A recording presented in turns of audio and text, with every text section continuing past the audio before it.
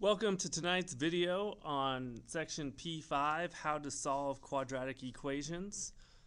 First we'll go over the process for doing that, and that is to basically distribute if need be, clear the fractions if there are fractions, and in this case there are two, so we'll multiply by the common denominator of 4.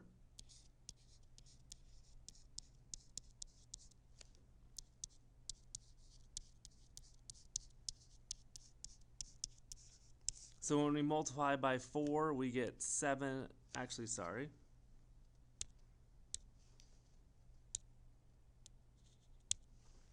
We get 14x, because 2 goes into 4 twice, plus 16 equals negative 3x squared minus 4x plus 24. Then we want to combine like terms, which we have, and then move everything to the left-hand side. So basically we're going to add 4x,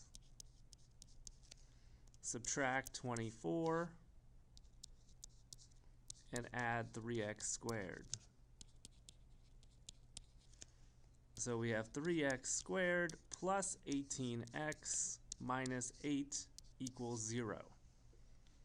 Then we have some options on how to solve our quadratic equations. We can factor, complete the square, or do the quadratic formula, and graphing.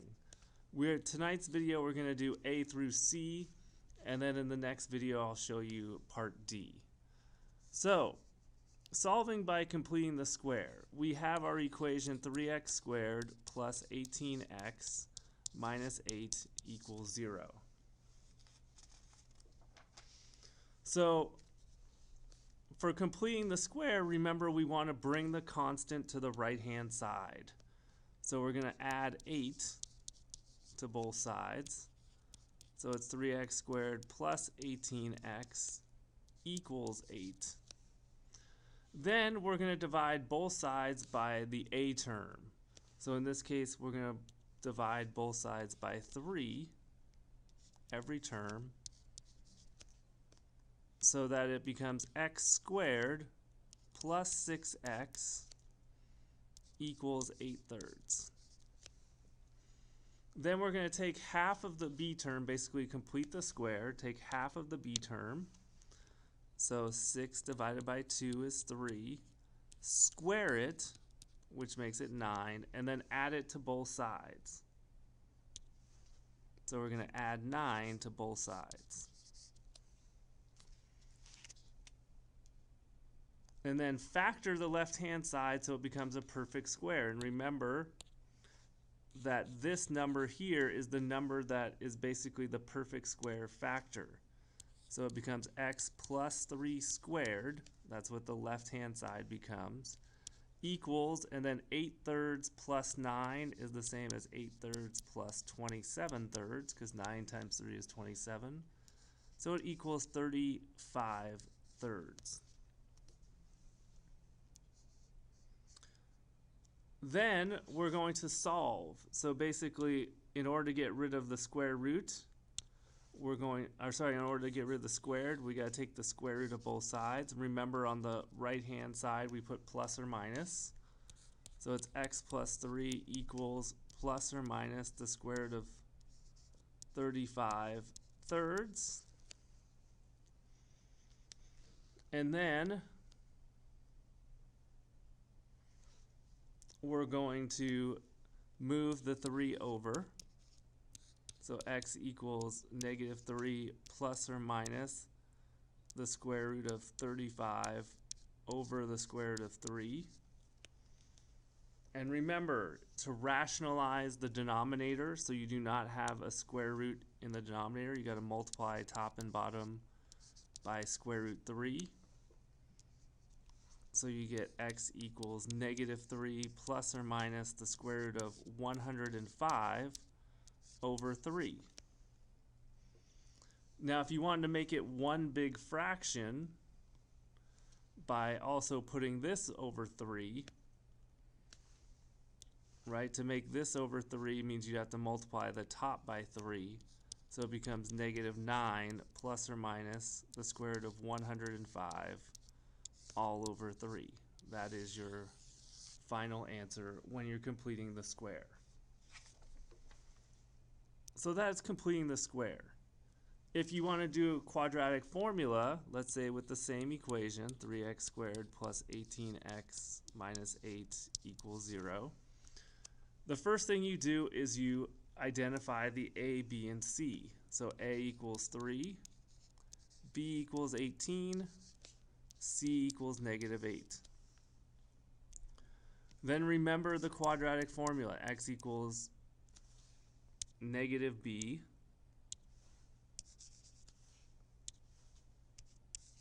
plus or minus the square root of b squared minus 4ac all over 2a. So you're going to go negative 18 plus or minus the square root of 18 squared minus 4 times 3 times negative 8 all over 2 times 3.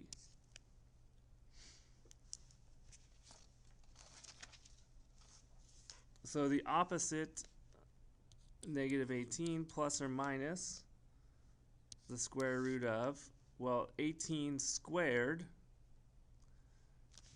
becomes 324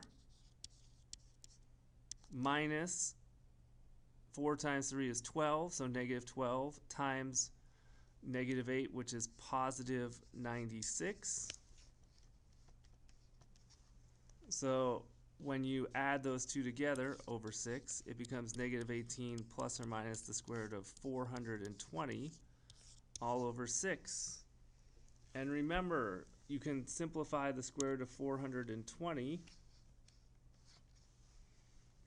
because 420 becomes 4 times 105.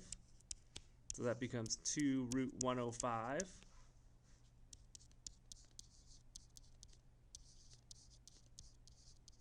Over 6.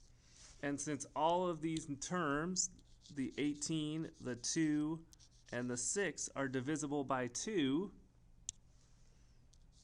so you can make it 9,